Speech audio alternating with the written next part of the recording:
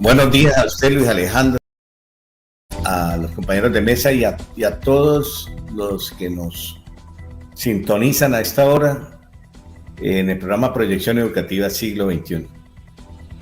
Bueno, hoy queremos hacer una reflexión sobre la vida de la Federación Colombiana de Trabajadores de la Educación.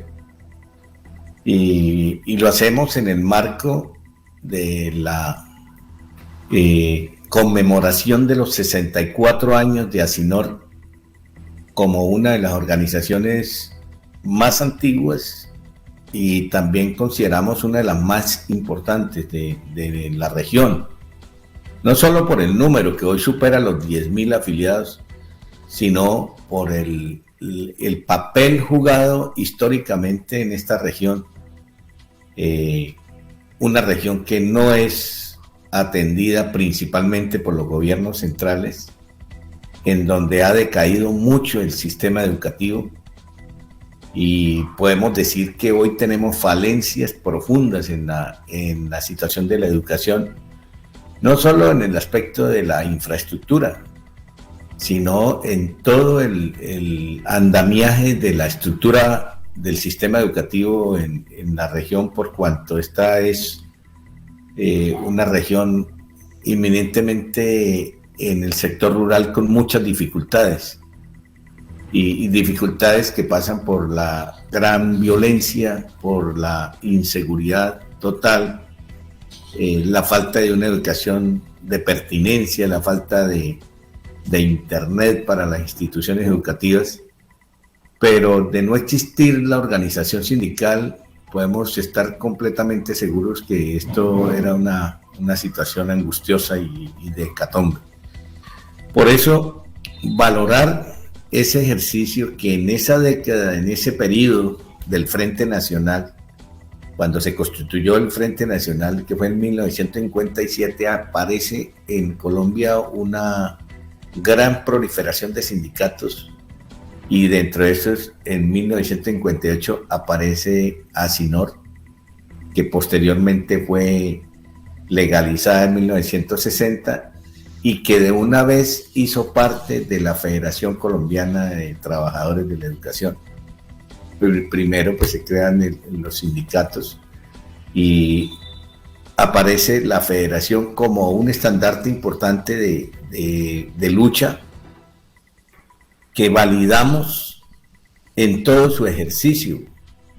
Recordemos que en ese momento había en el mundo una convulsión de la lucha política. Aparece el resurgimiento allí en Cuba de un movimiento bastante importante de cambio social, y allí se da una gran dimensión lo que son el papel de las organizaciones sociales, las organizaciones cívicas, y empieza a gestarse pues todo un gran movimiento. Esa es la premisa importante de la creación de la federación, pero antes el magisterio vivía una situación muy, muy difícil, no tenía escalafón, no tenía un presupuesto adecuado, era territorializada la prestación del servicio.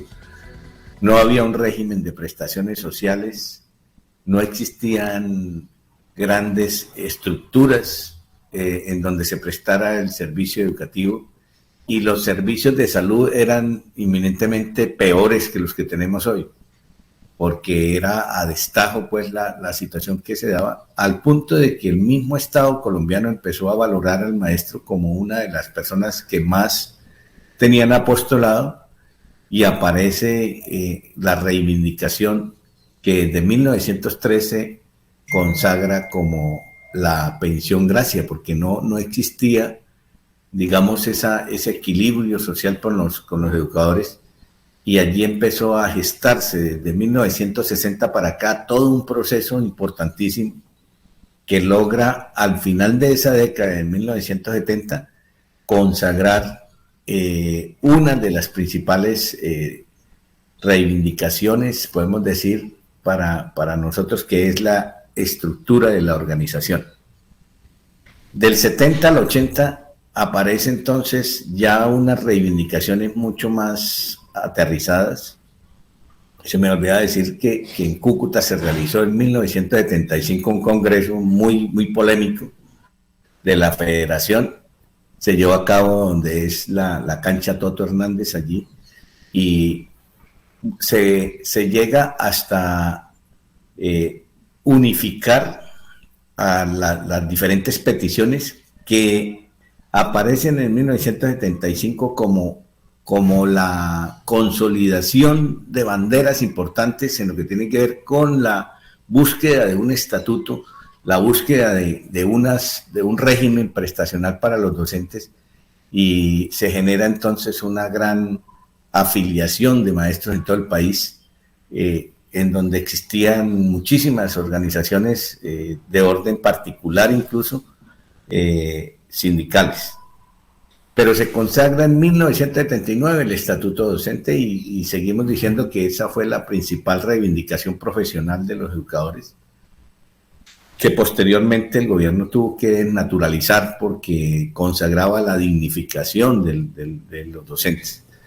Después del 80 al 90 aparece la lucha por las prestaciones sociales, y logramos al final de esa década, 1989, que se expidiera la Ley 91, y allí se consagraron todos unos derechos importantes para que, además de respetar el escalafón que fue creado en el 1979, lograra reivindicar la atención de salud, centralizar las prestaciones, asumir por parte de la nación la responsabilidad de la creación del FOMAC, el Fondo del Magisterio, que todavía lo defendemos con mucha fuerza, porque fue el núcleo para que se unificaran los criterios, se unificaran los parámetros en los cuales se puede establecer una lucha por la pensión de los docentes y una lucha por las prestaciones sociales y de salud de los docentes. Esa reivindicación también es muy importante, la defendemos con fuerza, la Ley 91 de 1989, que es la que marca todo el proceso prácticamente de las prestaciones sociales de los docentes. De 1990 al 2000 vino una lucha por defender la educación pública, porque existía allí la situación de la nueva Constitución, y nos admitió empezar a democratizar la escuela, y aparece la Ley 115 del 94, aparece la Ley 60 de 1994 también. Se da un proceso bastante importante hasta el año 2000. En esa primera gobierno de Pastrana y posteriormente de Uribe empieza a decaer nuevamente toda esa estructura organizativa que habíamos tenido, y se generan todos los cambios que hemos dicho son regresivos, incluso con la derrota a las pretensiones de la Federación Colombiana de Trabajadores de la Educación. Ahí encontramos en la aparición del decreto 1278, que desde que nació con falencias, porque fue una imposición del gobierno de turno. Fue derrotada la federación en ese momento, en el 2002, y genera esa división enorme del magisterio que no ha podido superarse. Yo creo que uno de los males más grandes que hubo fue haber creado ese nuevo escalafón, es decir, tenemos dos grandes bloques del escalafón, pero también aparecen otras reivindicaciones de escalafón docente que generan división, por ejemplo, los grupos étnicos, los indígenas, los directivos docentes, generan como otra clasificación por sus mismas condiciones. Pero eso, el efecto que tuvo la aprobación del decreto 1278 fue muy negativo para la carrera que veníamos teniendo nosotros en defensa de la profesión docente. Y de allí nace en el 2002 para acá, no solo la división, sino la afectación a un bloque muy importante de docentes que hoy ya tienden a ser mayoría en Colombia, que son los maestros que fueron nombrados con base en el decreto 1278 del 2002. Yo creo que la federación en este momento tiene una bandera muy importante de recuperar ese espacio de la búsqueda de un estatuto. Sin embargo, en esa lucha del estatuto docente, hay consideraciones muy profundas en lo que diríamos cómo unificar las reivindicaciones del gremio cuando prestacionalmente hay una diferencia muy, muy elevada en lo que tiene que ver entre los maestros de un estatuto y del otro. De pronto en lo salarial se podría avanzar, pero sin embargo en ese tema también nos estamos diferenciando, que es el efecto contrario. Los maestros del 278 elevan su salario por la categorización que tiene, y los maestros del 2277 quedan allí congeladas la situación de su salario, porque la categoría última nunca volvió a habilitarse, digamos, el mejoramiento continuo del docente. Entonces, ahí quedó ranqueada la situación de la categoría 14. En ese tema de escalafón, pues perdemos nosotros una reivindicación de estar mejorando continuamente. Y por otro lado, los maestros del 278 elevan su salario, pero pierden en prestaciones fundamentales como el derecho a la pensión, que se liquida por el promedio de los últimos 10 años. Esto es también otra bandera que tenemos que hablar que tenemos que promover allí en la federación, a ver cómo se busca esa unificación de ese estatuto, porque es supremamente importante que pensáramos en que a trabajo igual, salario igual y en las mismas condiciones, porque es un principio constitucional. Sin embargo, el régimen del año 2002, con el innombrable, para no atacar aquí a nombres, fue el que nos impuso ese cambio, indudablemente que nos afectó muchísimo, lo mismo que introdujo los cambios en el proceso disciplinario. Nos quitaron la mesa 14, que estamos luchando a ver si la pueden reivindicar. Le colocaron un incremento a las pensiones miserable, que es un incremento del IPC, que es prácticamente es un reconocimiento que hace el alto costo de vida del Estado, pero no en la proporción que existe. Y entonces las pensiones van decreciendo. Las pensiones nunca se equiparan al crecimiento del costo de vida. Por eso una persona que es pensionado cada día va a recibir, pensamos nosotros, menos que de lo que debe ser. Esa es otra reivindicación que se está discutiendo ahorita, ver cómo las pensiones quedan sometidas a un incremento, por lo menos de lo que se eleva el salario mínimo. Allí se pudiera tener como una posibilidad de equilibrarse. Ya se presentó el proyecto por parte del Pacto Histórico y esperamos que se le dé un trámite efectivo a esta reivindicación, que la pensión pueda subir. Por ejemplo, si subió el año pasado el 10% del salario mínimo, la pensión sube el 10%, porque es apenas en justicia lo que se debía hacer. Ahora, reivindicaciones prestacionales, reivindicaciones salariales, pero profundamente la tarea que tenemos que hacer en FECODE es garantizar que las normas que están dadas hoy se habiliten, por ejemplo, para los ascensos de los maestros del 1278, porque están las normas, porque permiten su mejoramiento. Y además, involucrarnos de manera cierta en la lucha por defender la educación pública. Ahí está un principio fundamental, y para defender la educación pública necesitamos modificar la Carta Constitucional en el artículo 356 y 357. Esa es una de las principales banderas que tiene hoy la Federación y que vamos a acompañar desde los sindicatos filiales y tal vez desde la misma participación en FECODE, en que se pueda garantizar un mayor rubro para educación. Es importante el rubro que existe, nadie lo niega, pero estamos por debajo de los parámetros de los países latinoamericanos y del mundo frente al tema de la inversión en educación. Yo creo que ahí estaría como fundamentada una posibilidad de transformar la escuela, de mejorar las condiciones de infraestructura, de nivelar las plantas de personal, de bajar el número de niños para cada docente para que se eleve la educación, garantizar una interconexión de Internet a las instituciones y mirar el trabajo rural para que vuelvan a existir el apoyo a los INEN y los CITAS, que son las instituciones que forman para la vida en el campo y para la parte técnica, lo mismo que el SENA. y por derecho pues tenemos que luchar para que la educación superior tenga acceso, libre acceso a la población de menos recursos, es decir, que haya una gratuidad en la matrícula o matrícula cero para los niveles, por lo menos en esta etapa inicial de los niveles 1, 2 y 3 de los estratos.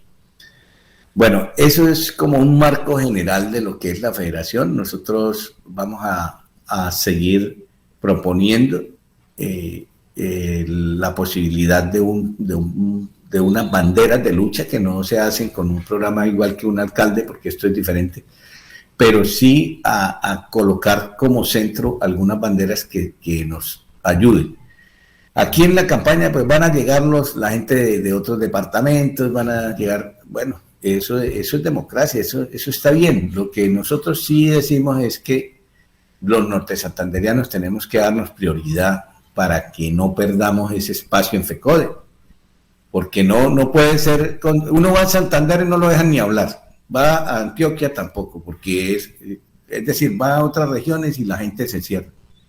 Entonces nosotros lo que hemos pedido es que ojalá los nortesantanderianos nos apoyemos, nos demos la garantía de ayudarnos para estar allí en la federación y además difundir una posición unitaria entre todos, a ver si es posible que generemos unos espacios para cada uno de los actores principales de las agrupaciones sociales que hay al interior de las organizaciones sindicales, de las mismas organizaciones políticas, porque aquí tenemos que luchar por llegar a los consejos, a las asambleas. Necesitamos ya quitarnos la mente de ser oposición. Nosotros hoy somos gobierno en parte. Entonces necesitamos ponernos las pilas y llegar a los organismos de poder.